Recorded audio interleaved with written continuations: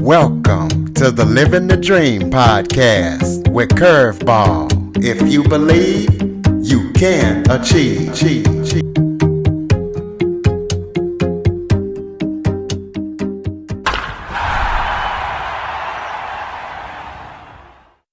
Welcome to the Living the Dream with Curveball podcast, a show where I interview guests that teach, motivate, and inspire.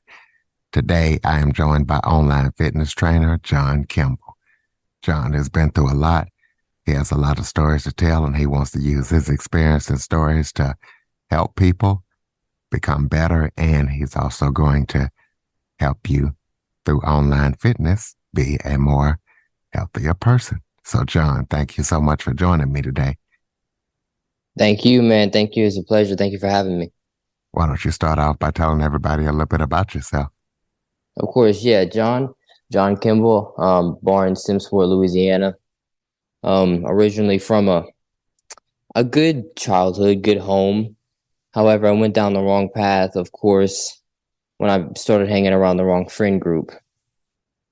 Started hanging around. It was the most known drug dealer in the city, actually, his friend. So once I started hanging around him, that's when everything started going downhill. But despite that, all of it was the prerequisite to my success now. But yeah. Yeah, I wanted to tell you, you're from Simsport, Louisiana. I'm from DeRidder, Louisiana. Where's Simsport at? It's by like Avoyelles Parish. You know where that's at? Kind of close by the New Orleans area. About, yeah, like New Orleans, Baton Rouge.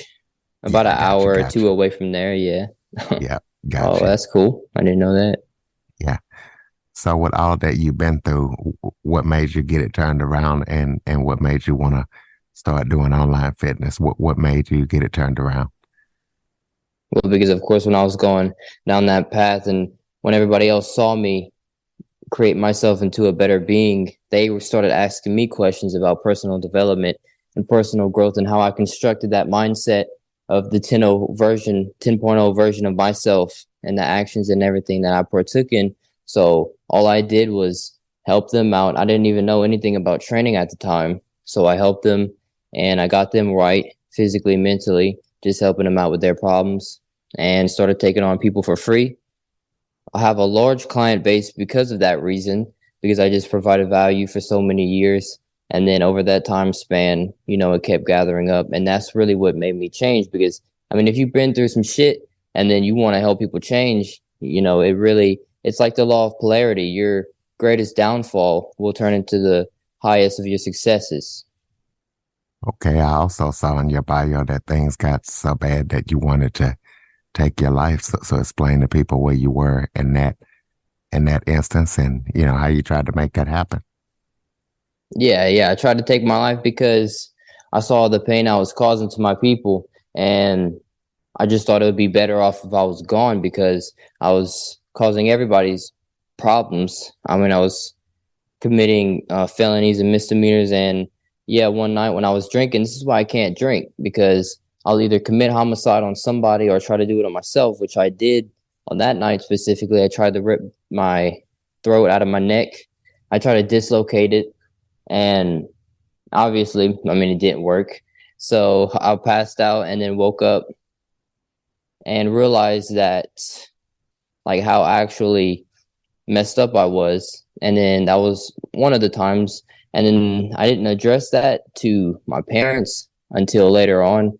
So they never knew anything about it at the time. And then the next time I tried to do it, apparently I was on a phone call with one of my chicks, and then she was like, "Oh, you're trying to jump out the car and everything." And I do remember I tried to do the same exact thing, dislocate my throat, but it was all just because it led up to boredom, desires, and vices.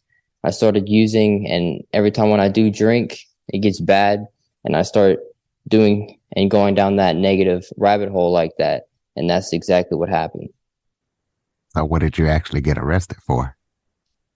Well, I got arrested originally for breaking and entering, possession of a deadly weapon, possession of stolen goods, possession of illegal drugs, and fleeing from police.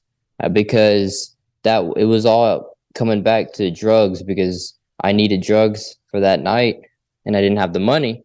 So I went and I robbed that house because I didn't have the money. So I did it like 3 times in one day, and that's what we did anyway. We had like a little organized crime group, and we would do stuff like that. And it eventually led to me being on the run, and the cops found me when I was passing through one of my dirt roads on a four-wheeler actually, and I had the bag of everything I stole in my lap. So I mean, it was like all there for him. It was the perfect opportunity. So it was a gang warden that saw me, and he chased me. We went on it was like a 10-15 minute chase. Then I hopped off, started running. I had a box of drugs in one hand and then the gun in the other hand. And then eventually, of course, he caught up. But yeah, that's what I had gotten arrested for. So it says in your bio that you say that you're a sociopath. So explain to listeners what a sociopath is and what it's like to be one. Yeah, and I always say I don't believe in that, like sociopathic or whatever. I say that I was partaking in the actions at that specific time that labeled me as one. Because in that time frame, yes, I was acting as one, but now I'm partaking in better actions, which has me not labeled as that. But basically, all it is I mean, I went in the psych ward, and I tried to take my life twice, and I needed to be put somewhere because I was causing so much terror to everybody. I was robbing houses, threatening to kill them, everything, and so I had to be put somewhere. So I got put in there. They wanted to diagnose me as a sociopath because, I mean, they made us write down everything that was wrong with us. I had pages of just front and back, like written down of everything that was wrong with me. But I expressed everything, and I told them all what I've done and my thoughts and my intentions, which was sociopathism, like criminal background, unreliable, manipulation. And that's really the three main things. It's the manipulating people.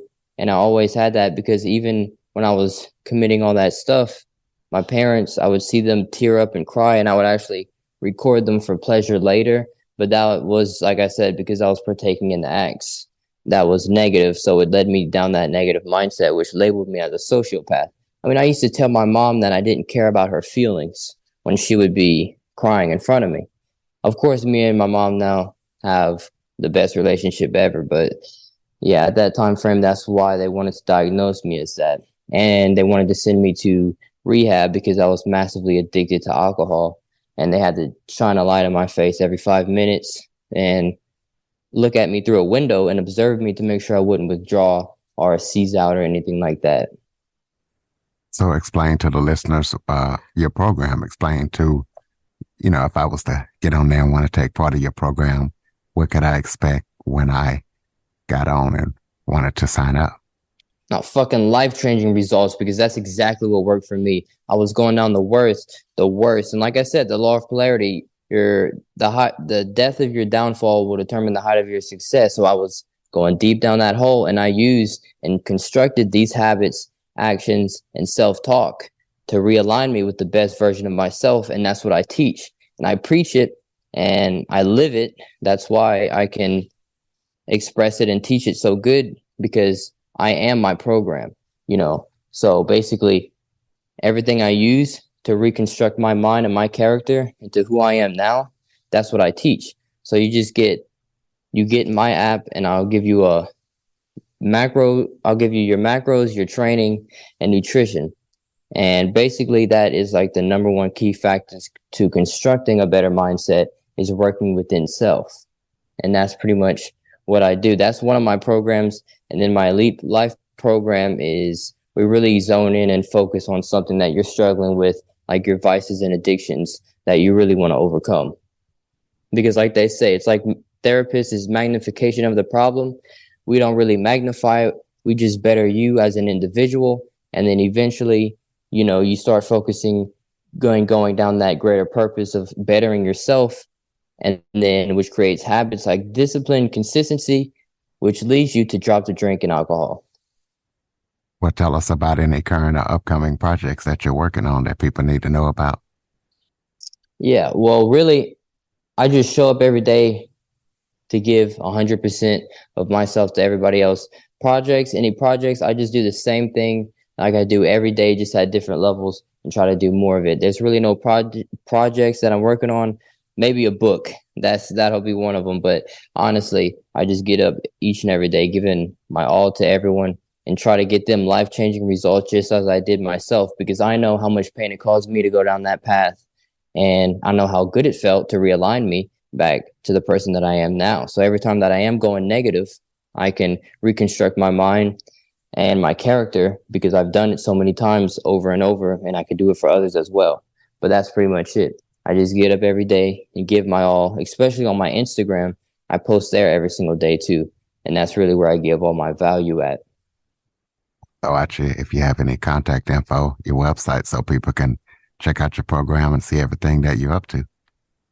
Yeah, my program is kimblefit.com, and my Instagram, where I post every single day. I mean, I haven't missed a post in like 540 days. You guys will not see me fucking miss. It's Kimble Fit. It's Kimble_fit. Yeah, kimblefit.com for the website, and then Kimble_fit for the Instagram. Okay, we'll close this out with some final thoughts. Maybe if there was something that I forgot to talk about that you would like to touch on, or just any final thoughts you have for the listeners.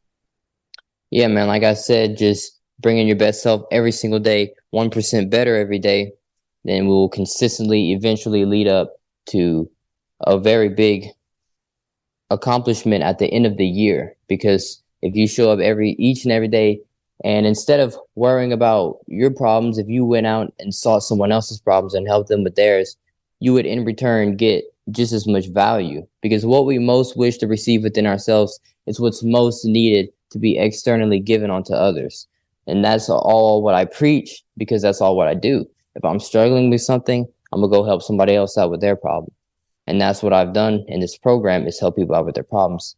And in return, I get massive clarity back. All right, ladies and gentlemen, kimblefit.com. Please go try to check out everything that John's up to. Follow, rate, review, share this episode to as many people as possible. If you have any guest suggestion topics, cjackson102@cox.net. cjackson102@cox.net is the place to send them. As always, thank you for listening. And John, thank you for joining me today and sharing your story. Thank you, man. It was a pleasure. For more information on the Living the Dream podcast, visit www.djcurveball.com. Until next time, stay focused on living the dream.